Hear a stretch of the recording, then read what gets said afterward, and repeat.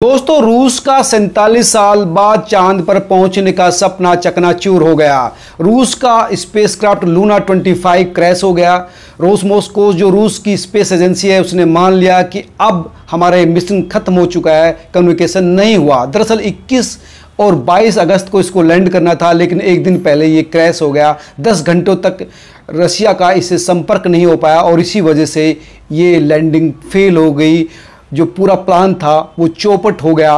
Russian space agency ने बताया कि दरअसल हुआ क्या अब तक ये हमें भी नहीं पता, लेकिन कम्युनिकेशन डैमेज हो गया, कम्युनिकेशन चैनल खत्म हो गया। जिस ऑर्बिट में इसको पहुंचना था उस ऑर्बिट में नहीं पहुंचा और दूसरे ऑर्बिट में पहुंच गया, जिसकी वजह से जो है इसकी लैंडिंग फेल हो गई। दरअसल ये माना है स्पेस एजेंसी ने कि पूरा जो हैंडलिंग थी वो गलत हुई, गलत पैरामीटर्स सेट किए गए, डाटा हैंडलिंग में गलती हुई और गलत इस ऑर्बिट में पहुंचना इस गलत हैंडलिंग का ही नतीजा था। और इसी वजह से मतलब ऑर्बिट संयोजन जिसे बोलते हैं, मतलब जिस ऑर्बिट में पहुंचना था वहां ना पहुंचकर गलत ऑर्बिट में पहुंच गया और इसी वजह से गलत ऑर्बिट संयोजन की जो प्रोसेस थी वहां पर ये गलती हुई, जिसकी वजह से फेल हुआ। साथ ही इसका जो इंजन था काफ़ी लंबा था और इसी वजह से ओवरफायर इस इंजन ने कर दिया और ये नष्ट हो गया। और ये जो 47 साल बाद जो सपना देखा था रूस ने, इसी के साथ ख़त्म हो गया। उससे पहले 1976 में लूना 24 जो लॉन्च किया था, उसके बाद ये पहला मिशन था। दरअसल जो है सोवियत संघ के विघटन के बाद रूस कोई भी मिशन नहीं ला पाया था। हालांकि इस मिशन को भी 1990 में शुरू किया था, जो अब पूरा होने वाला था इतने दिनों बाद, लेकिन ये भी अधूरा रह गया, पूरा नहीं हो पाया। हालांकि इसको 2 साल पहले 2021 में जो है अक्टूबर में पहुंचना था चांद पर, लेकिन ये भी 2 साल फिर बाद में इसको डिले किया गया। लेकिन चंद्रयान 3 जो हमारा मिशन है, जो इस समय चांद पर पहुंचने वाला 3 दिन बाद, उससे पहले रशिया का जो है ये लॉन्च करना था और वहां पर पहुंचना था। दरअसल 21 और 22 अगस्त को ये चांद की सतह पर पहुंचना था, लेकिन नहीं पहुंच पाया जो गलत ऑर्बिटिंग की वजह से। और चंद्रयान 3 जो है वो 24 तारीख को आपको वहां पर पहुंचने की जो पूरे प्रयास भारत कर रहा है, जो सपना उसका पिछली बार अधूरा रह गया था, उसको पूरा किया जाएगा। आपको बता दें दोस्तों, अगर इसकी बात करें जिस रॉकेट से, सोयूज रॉकेट से इसको लॉन्च किया गया, वो 313 टन वजनी था, बहुत भारी और बहुत स्ट्रॉन्ग था। 46.3 मीटर लंबाई थी इसकी, बहुत लंबी थी, और 10.3 जो चौड़ा था, बहुत वजनी था। और इसमें स्पेशल जो है बहुत इंस्ट्रूमेंट लगे थे जो चंद्रमा की सतह पर बहुत स्पेशल करना था। डिगिंग की जानी थी, 6 इंच गहराई तक खुदाई करनी थी, पत्थर और मिट्टी का जो नमूना लिया जाना था। चंद्रमा की सतह जो दक्षिण ध्रुव जहाँ पर इसको लैंड करना था, वो पहले से ही वैज्ञानिकों के लिए बहुत आकर्षण का केंद्र रही है कि वो अक्सर छाया में रहती है, वहाँ पर क्या है ये जानना चाहते हैं वैज्ञानिक। वहाँ पर अगर पानी है, जमा हुआ पानी है, तो वो भविष्य में जो हमारे मिशन होने हैं, इंटरनेशनल लेवल पर जो मिशन होने हैं, वहाँ के लिए रॉकेट के लिए ऊर्जा हो सकता है, उस पानी से हवा बन सकती है, वो तमाम चीज़ें जो है वो पाई जा सकती है दक्षिण ध्रुव से। वो क्रेटर्स, वो गड्ढे, वो पहाड़ जो छाया में है, जिसके बारे में आम दुनिया को नहीं जानकारी, तो वहाँ पर सर्च करने के लिए इसको भेजा गया था।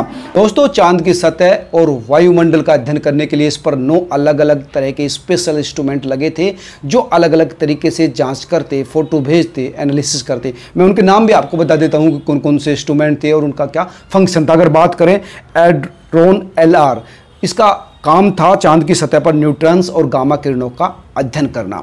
अगर बात करें थर्मो L, तो ये सतह पर कितनी गर्मी है इसका एनालिसिस करता। अगर बात करें एरिस L, तो वायुमंडल पर जो प्लाज्मा है उसकी जांच इसको करनी थी। अगर लाज्मा LR की बात करें तो ये एक लेजर स्पेक्ट्रोमीटर है। और इसके बाद अगर लिस TV RPM की बात करें तो इसका काम था खनिज और जो दूसरी चीज़ थी उसकी जांच करना और तस्वीरों के लिए इंफ्रा स्पेक्ट्रोमीटर देना। अगर बात करें PML की, तो ये एक धूल और माइक्रो मटेरियल की जांच करने के लिए स्पेशल रूप से इसको डिजाइन किया गया था। STSL पैरानोमिक और लोकल इमेज को इसको देना था, यानी जो लोकल छोटी छोटी फोटो थी या पैरानोमिक इमेज थे वो इसको प्रोवाइड करना था। लेजर रिफ्रैक्टोमीटर की बात करें तो इसका काम था चांद की सतह पर जो रेजिंग एक्सपेरिमेंट्स है उसको करना। अगर भूनी की बात करें तो भूनी का काम था लैंडर को पावर देना, डेटा इकट्ठा करना और धरती को भेजना। इतना तमाम काम इसको करना था, क्योंकि पूरे लगभग 1 साल तक इसको चांद पर रहना था, डिगिंग करनी थी और तमाम जो चीज़ें हैं वो धरती पर भेजनी थी। यानी बहुत महत्वाकांक्षी प्लान था ये, और इसके जो लैंडिंग का जो प्रोसेस था वो भी पूरी तरह से प्लान किया था। दरअसल चांद की सतह से 18 किलोमीटर ऊपर जो है इससे लैंडिंग शुरू करनी थी, और उसके बाद 15 किलोमीटर और नीचे आने के बाद, यानी जब चांद की सतह से 3 किलोमीटर ले जाना था ये, तो पैसिव डिसेंट करना था इसको, यानी तब शुरू करना था। धीरे धीरे स्पीड बहुत कम हो जाती, और जब 700 मीटर की दूरी रह जाती तब जो इसके जो थ्रस्टर थे बहुत तेज़ी से चलते ताकि स्पीड कम हो जाए, और जब 20 मीटर की दूरी रह जाती तो उसके बाद जो है इसकी स्पीड बहुत कम हो जाती इंजन की, ताकि स्मूथली इसको लैंड किया जाना था। लेकिन जो गलत डाटा एनालिसिस की वजह से ये कामयाब नहीं हो पाया, और रशिया क्या पूरी दुनिया के लिए बड़ा झटका है। फ्रांस के एक वैज्ञानिक है जो उल्कापिंडों के एक्सपर्ट्स माने जाते हैं, फ्रैंक मार्चिन, उनका ये कहना था कि दरअसल सॉफ्टवेयर की जो है गड़बड़ की वजह से जो है रूस का सपना चकनाचूर हुआ है, और निर्णायक जो कक्षा समायोजन जो रूस भी कह रहा उसकी वजह से ये सारी चीज़ हुई कि कक्षा में जो है जिस कक्षा में पहुंचना था वहाँ ना पहुँच कर गलत कक्षा में पहुँच गया, और उसकी वजह से जो है ओवर फायर कर दिया इंजन ने, और ये पूरा मामला नष्ट हो गया।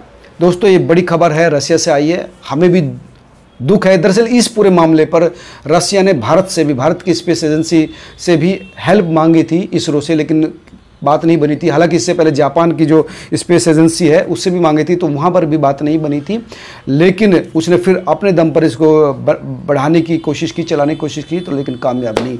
अब दुआ कीजिए कि हमारा जो स्पेस मिशन चंद्रयान 3 वो कामयाब हो, और इसी उम्मीद के साथ इस वीडियो को मैं ख़त्म करता हूँ। आप क्या कहते हैं ज़रूर बताएं। नमस्कार।